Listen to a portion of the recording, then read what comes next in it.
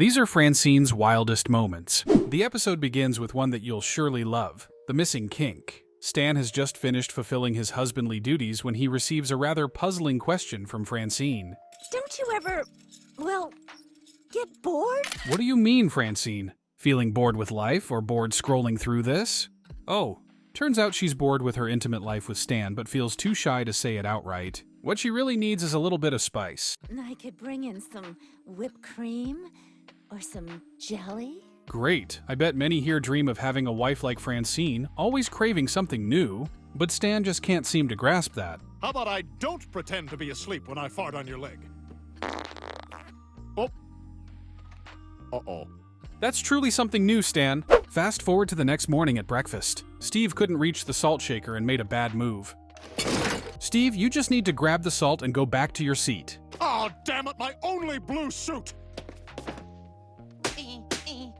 I do not approve of your methods! It seems Steve is both hurt and disappointed by Stan's reaction. Francine feels the same. She thinks Stan hit Steve too hard, so Stan has to prove otherwise. Oh my. Do you mean too hard, Francine? What do you mean, oh my? It's supposed to hurt. No, it does. That can't be how hard you spank him. Yeah, it is. It's exactly how hard I do it, just like this. Oh, I don't believe you. Oh, now Francine has a new inspiration. And look at that face. It's haunted me ever since I watched this episode 12 years ago. Truly, when in a good mood, we see everything in a much more positive light. Great beer, by the way. But isn't this level of positivity a bit too much, Francine? Wow. I'll take another. She seeks advice from Roger on how to let Stan know she enjoys spanking. Roger thinks it's impossible because Stan is utterly old-fashioned. So, just trick him. I once got him to drink my pee by telling him it was a fancy beer. What an idiot. Haha, now guess who's the real idiot here? Opportunity strikes when Steve, playing basketball with Klaus, makes a big mistake by not paying attention. What the hell was that, Steve? What? You didn't check the ball! I don't play basketball, so can someone explain this to me? Is it as serious as they're making it seem? It was game point, and he didn't check the ball! You didn't check it up? I didn't check it up. What? How many times? That's it! Luckily for Steve, he has an amazing mom who always shields her son from his mistakes. Steve, you disgraced the hoop. Now take Klaus and go to your room. My ankle! From now on, I'll be taking all of Steve's spankings on his behalf. When Steve fails, I fail. Yeah, that face again. Maybe it'll keep haunting me for another 12 years? Realizing Steve is her golden ticket, Francine begins setting up scenarios to blame Steve, but of course, she takes the punishment. Francine, have you been setting Steve up this whole time? Yes, I'm very bad. You should spank me. You like being spanked? So much. Okay, at this point, Stan realizes Francine is addicted to being spanked. However, being the old-fashioned guy he is, Stan completely disapproves and refuses because his hand is already in too much pain. Thou who tricketh thine husband into sexy spanking shall be banished to the depths of hell. That's not in the Bible. Let me see that. She deserves it, Stan. Francine also portrayed herself as a selfish Asian woman, always wanting her children to be more successful than others. Huh? Why Asian, though? For those unaware, Francine was given away by her biological parents at a very young age. Oh, I'm sorry, but children aren't allowed in the first-class cabin. Can you just give this away for us? You're a doll. Actually, I was wrong to call her a selfish Asian woman. In truth, her selfishness was inherited from her parents. Luckily, she was raised and cared for by a Chinese couple. Back to the story, Francine and Steve visit Toshi to invite him out for ice cream. However, Toshi is busy because he is voluntarily practicing violin. Sloppy fingering. Do it again, and this time, make me feel it. Voluntarily, under pressure. He's trying to master violin skills to get into a top-tier university, leaving no time for other activities. They have no time for treats, or games, or bathroom breaks. Great idea! Why go to the bathroom when you have a vacuum cleaner? However, Francine disagrees with Hiko's strict parenting because their kids won't enter college for several years. Let's go get some ice cream so you can enjoy life. Show them fun! Enough fun! Spoiler alert, Steve will eventually become a tech billionaire, while Toshi, thanks to his mom's upbringing, will become Steve's stepfather. Bonjour, mon fils. Now you know who will be more successful, right? Francine visits Greg and Terry's home to share her views, but accidentally learns their daughter can now fence and is fluent in French. Bonjour, le papa. Feeling the heat of competition, Francine storms back home and immediately takes Steve out to find something he excels at.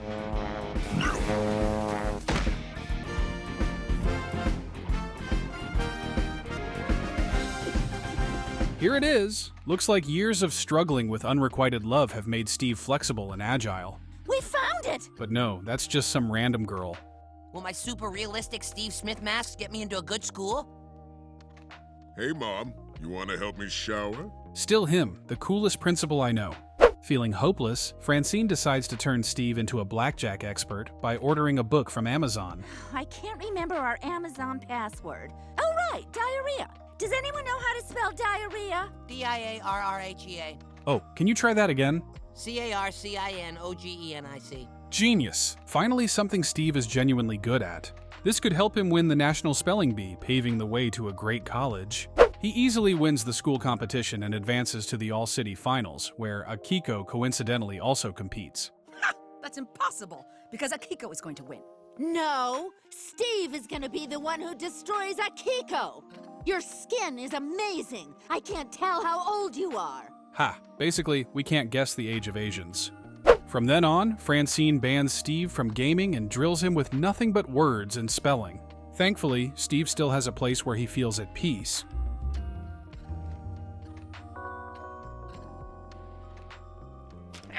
Just peel those labels off, Steve.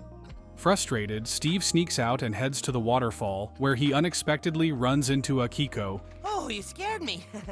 But in a manly way. Both are tired of their mother's pressure, and they find solace in each other. Whoa, a pure, beautiful high school love like mine back in the day.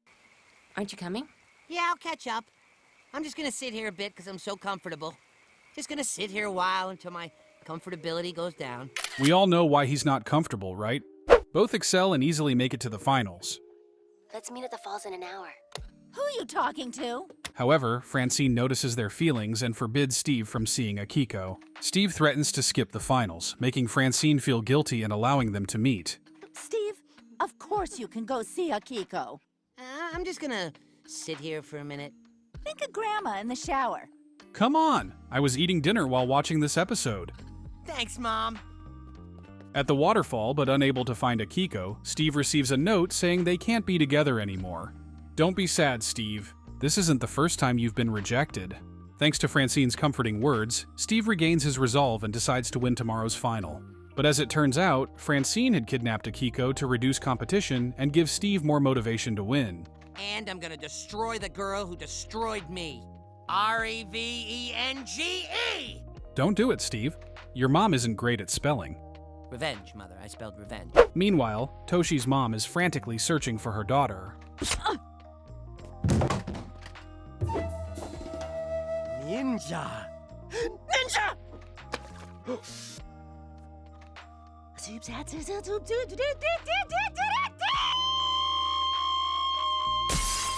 Don't be surprised. That's something every Asian mother does when they're angry. While Francine enjoys her evil plan, Akiko suddenly appears. Miss Yoshida going once, going twice, and... Akiko tries to explain everything to Steve, but he refuses to listen because his heart is broken. Forget it, jerk. I'm taking you down. I'm already down. You don't give me comfortability problems anymore. Meanwhile, Hiko invites Francine outside for a duel. Choosing a katana, Hiko seems confident because... There's no way you can beat me. I'm Asian. This is my culture. Oh, really? And you claim you don't even speak Japanese? Why do you only speak Japanese? I don't even speak Japanese. At that moment, Francine's adoptive parents pass by, causing Hiko's attitude to change 180 degrees. Wait, you're Chinese? No! Yeah, a fair match. I can't tell if I'm watching American Dad or a Chinese action movie. Suddenly, Francine's father appears and announces that the finals have concluded. Akiko takes her turn but seems to lose confidence in her mother's presence, spelling a word incorrectly. That is incorrect. The championship now depends on Steve spelling a single word correctly. And guess what? Steve's word is Francine's Amazon password. Your word is diarrhea. Steve has diarrhea! Steve has diarrhea! However, seeing Akiko being scolded by her mother, Steve realizes she needs the championship more than he does. DIARYOFAMADBLACKWOMAN. Incorrect. You spelled Diary of a Mad Black Woman. Her mom will hate her if she loses. But you love me no matter what. Hearing Steve's heartfelt words to his mom, Akiko also realizes Steve is a good guy. Okay, you spelled sacrikiss while gazing into that boy's eyes. Oh, this part is definitely not for those without love. And so, their competition drags on until everyone else has left. Your word is A. 7. We've got 2 really great kids here. We sure do. Hurry up!